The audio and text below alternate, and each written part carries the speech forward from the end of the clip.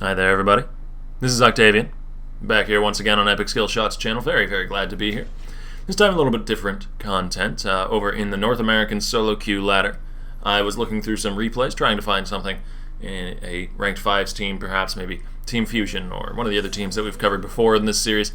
But I wasn't able to find any high-level ranked 5s gameplay, but I did find a very interesting looking SoloQ gameplay from, I think, the Masters level of North American play, perhaps Challenger, I'm not entirely sure.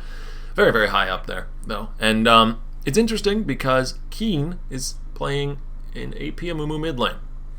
Yeah, he's decided to branch out from what he's known for in the Hecarim mid lane and go into another strange and unusual mid lane pickup in AP Amumu. Now, Keane, of course, for those of you not aware, is very, very well known for playing oddities in the mid lane. Of course, his best known is Hecarim. He'll build a Trinity Force, he'll build a lot of AD, and he will absolutely decimate people with continual uses of those sweeping Qs in an AoE around him, doing huge amounts of damage in the middle of an enemy team fight, and it can be quite effective. Also, Hecarim, of course, very good at roaming. I mean, there's a reason that Hecarim is usually played in the jungle, because his ganks are terrifying.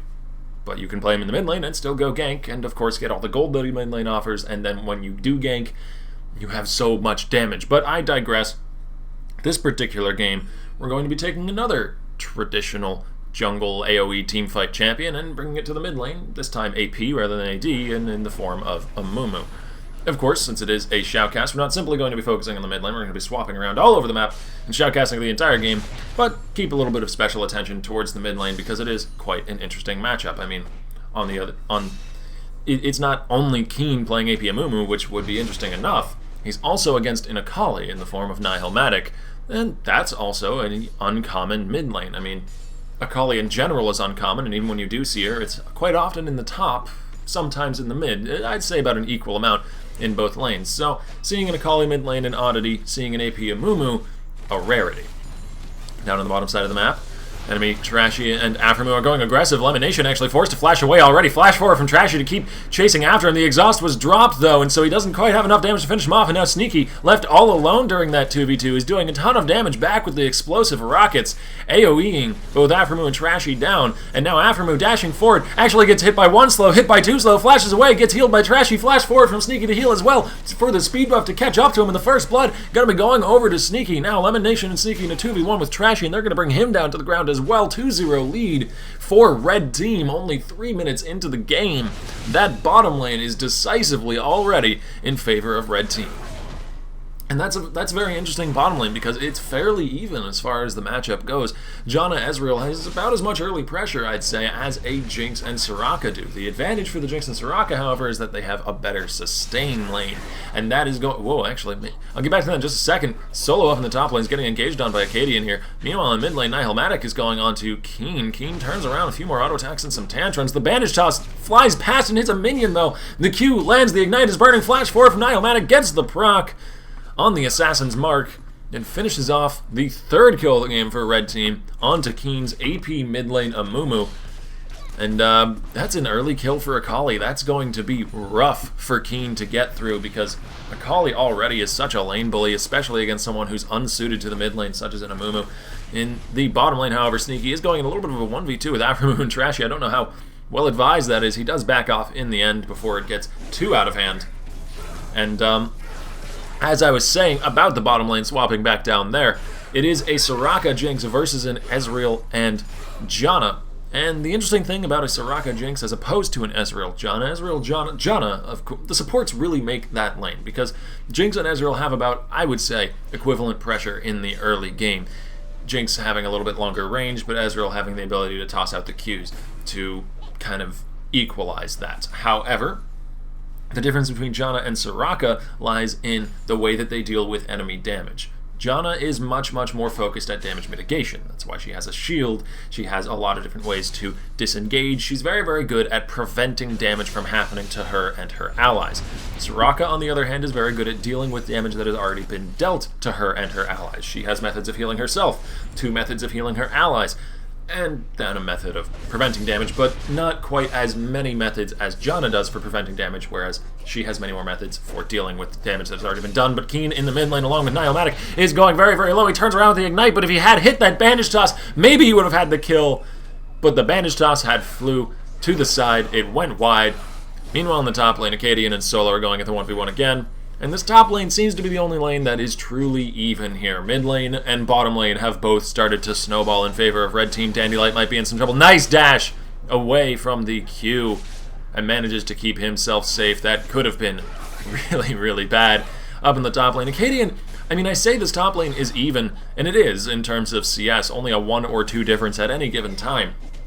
But Solo is low on health, and he's constantly low on health. He's getting pushed away. Thankfully, he does have the Gnar passive to give himself health back. When you do transform into Mega Gnar, you get a few hundred hit points back, and you keep them when you go back into Mini Gnar status. So that is quite a nice lane sustain tool, and it's going to keep Gnar from losing too many hit points in all of these extended trades that keep going in favor of Acadian. But Acadian is nicely dodging away from all of the harass that Gnar tosses out to him. He keeps landing the knockups. He keeps getting good trades in his favor. And if that continues, if the trend continues in this way for Acadian, actually gets stunned up against the wall there, tosses out the wind wall, and it's a bit of a lackluster fight, honestly.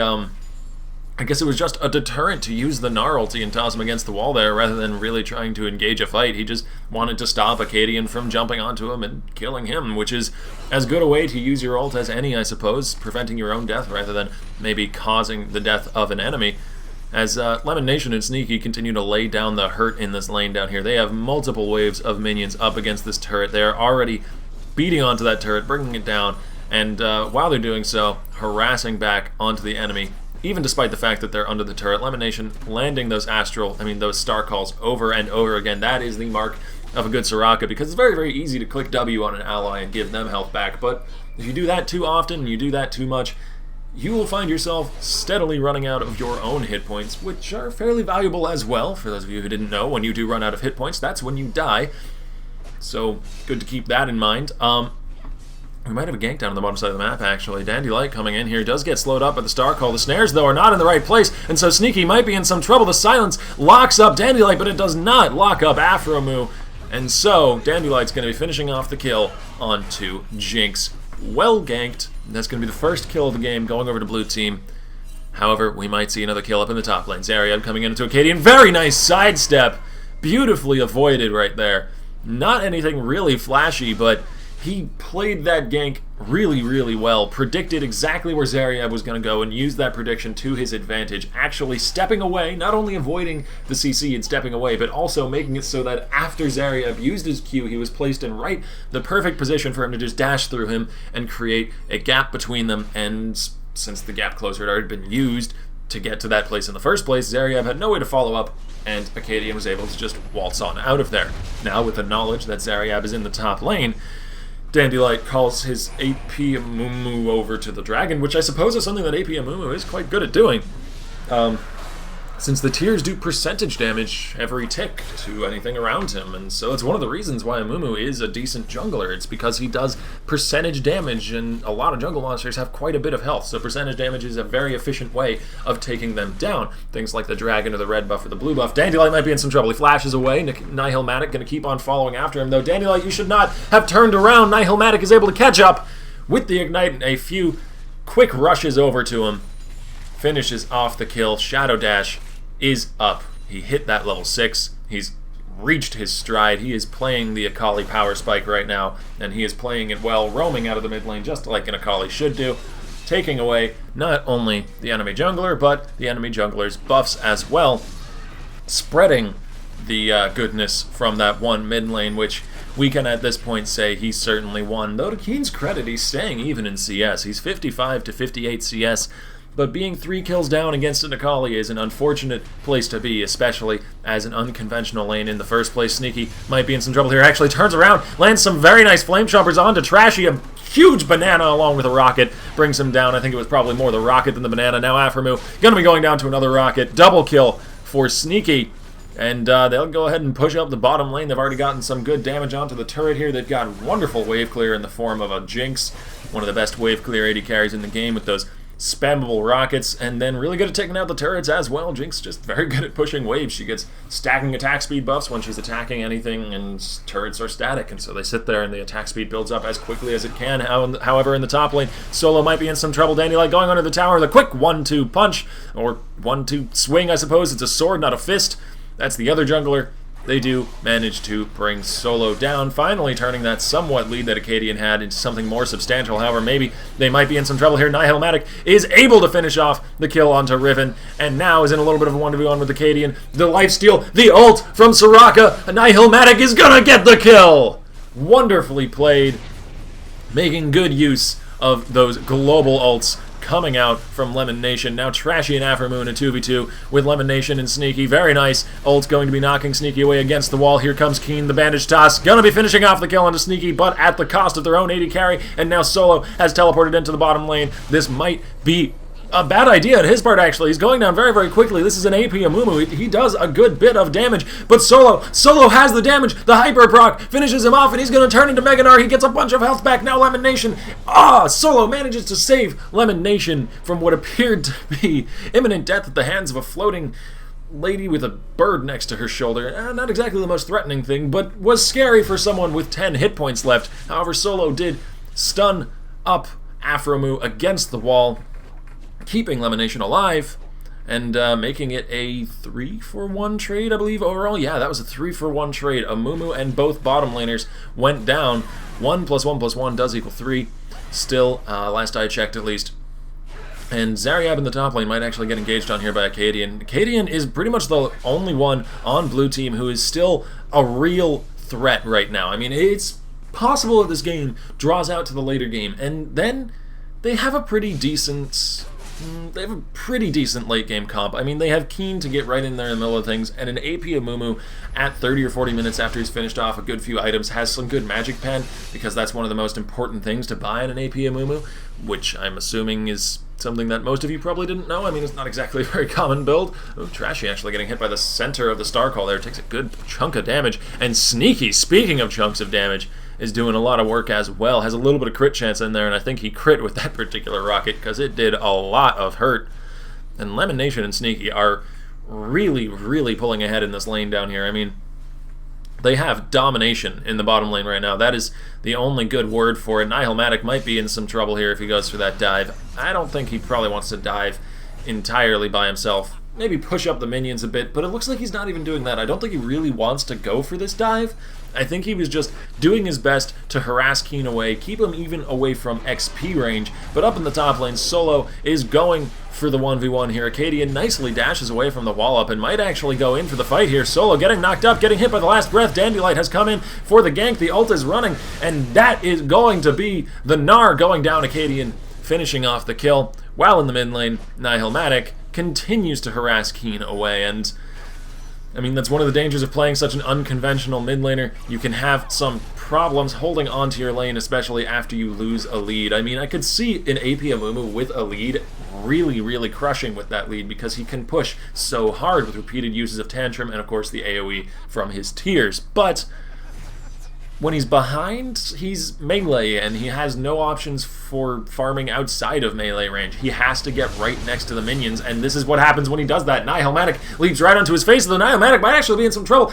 Here comes Dandelight from the jungle, the Chilling Smite as well, chasing after him, and there it is, the shutdown. 500 gold going over to Riven, and that could be a game changer right there. I mean, Riven is one of those champions who can really carry a game, even a game from behind, if given the right amount of gold, so we'll have to see how Dandelight is able to use that shutdown gold that he got. Probably not going to be able to use it to save this turret down here, though, since Aphromoo and Trashy are really, really in some trouble right now. There goes the Jinx ulti, and the shield is not going to be saving Aphromoo's life. Another kill going over to Sneaky, as Acadian and Zariab find each other in the jungle. Acadian is, I think he's isolated himself a little bit too much to top lane. He is finally roaming out of that lane, and he is the only one who has not been set behind here. He doesn't have a huge lead from the top lane, but he has not been set behind, whereas Keane is 1-3-1.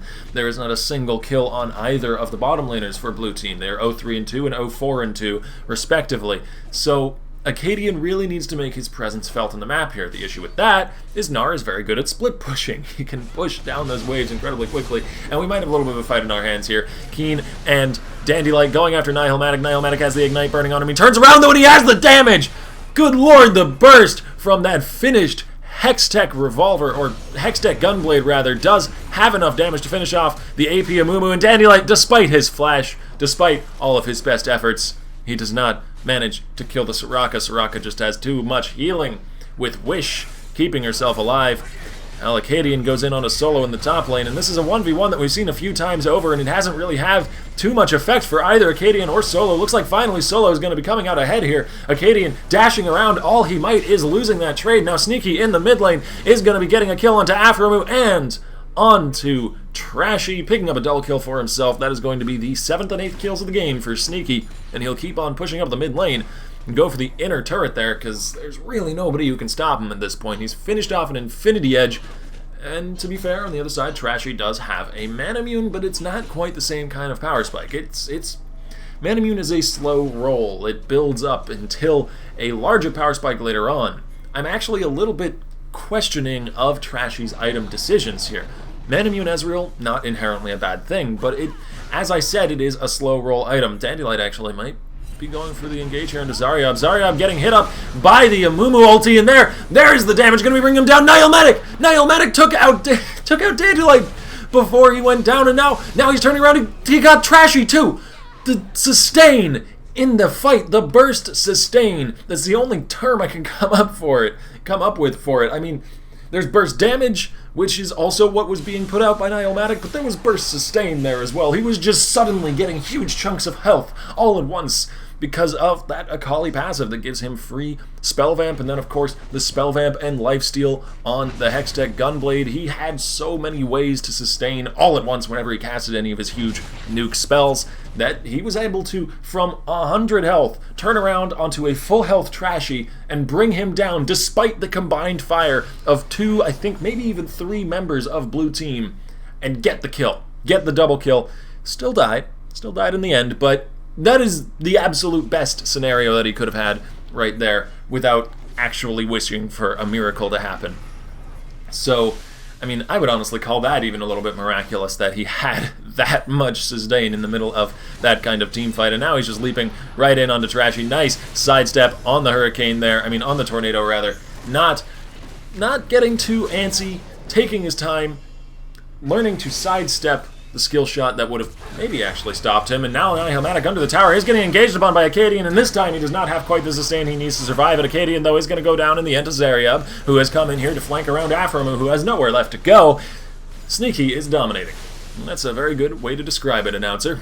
Very, very good way to describe it. Sneaky is very, very much dominating on this Jinx right now. Finished off an Infinity Edge and a Static Shiv. The amount of burst there, 1 rocket if it crits, along with the Static Shiv, which, by the way, the magic damage on the Static Shiv can also crit and is amplified by the passive on the Infinity Edge, so it'll be 250% damage. Can do that. Half of Trashy's health gone in an instant as he tries to walk on past Sneaky. Not exactly something that Sneaky's going to be letting happen anytime soon, and this game has become a bit of a crush. I mean, you could very reasonably say that the game became a bit of a crush a little while ago, but now there is absolutely no way to say that it did not. Dandelight and Aphromu may be looking to make something happen here. Aphromu actually flashes behind. Lemon might be in some trouble here. Acadian finishes off the kill onto him, and Aphromu just about dies to the red buff burn. I thought maybe he was going to get out of there, but now Keane might be in some trouble. He has some health, but he has no resistances, and so that is going to be a double kill for Sneaky. Triple kill for Sneaky. Can he get the quadra kill? He's got the red buff. He's chasing under the tower, but Acadian tosses out a tornado, and so he's not going to be able to chase any further. He's going to have to settle for a triple kill and a 14-2 score. You know, I think maybe he's going to be able to settle for that, especially while Nihilmatic, with the Sheen, is going to be pushing up the mid lane, getting those Sheen procs, doing a big burst of damage to the tower, and Trashy is going to be in a lot of trouble here. Nihilmatic just leaping under the tower. Trashy knows he has nowhere left to go, just spams laughs while he dies. Aphromu actually does get the kill back onto Akali. I did not expect that to happen, but he did manage to pick it up, and now he's chasing down after Solo. Maybe Acadian and him can finish off this kill onto Solo's Gnar. Dashing forward, Acadian does close the gap, and now he's going to be knocking him up. The last breath coming out as well. Solo is very tanky. He's taking a long time to die. He's got some health and a lot of armor under his belt, and there's the heals from Lemon Nation. Despite all of that chase, lasted for probably a good 10 or 12 seconds, Acadian and Amumu are not able to kill off the Gnar. And 20 minutes into the game here, we are 18 kills up for Red Team, 6 turret lead, and they have a CS lead in every lane, but the top lane? No, they do have the CS lead. No, they no longer have the CS lead in the top lane, but they're even in the top lane just about. So they are definitively holding the lead in just about every single way that they can be, though I think actually it's still even on Dragons, one to either side. Keane flashing forward for the Curse of the Sad Mummy. Lemon Nation, though, the healing is insane. Heal, the summoner spell was popped, the W was used, the ult was used, still in the end, Keane had just enough damage on that AP Amumu to finish off the kill. Get the shutdown gold, maybe that'll be enough to help him come back to the game, though Nihilmatic is absolutely wrecking right now. Double kill for the Akali, leaping onto Amumu. The burst is insane. That's going to be a triple kill for Nihilmatic's Akali. Red Team has a 32-13 kill lead, and they're going to go ahead and actually ping on the Baron. They might go for that objective. They do only have Gnar, Akali, and Vi up. That would be a bit of a dangerous call at this point, but there are pings going on to it, and Zoryab is in that direction. Teleport from Gnar, and looks like that's going to be the game. Surrender vote coming out from Blue Team. Thank you guys for watching. I hope you enjoyed. I'm Octavian, and I'll be seeing you next time.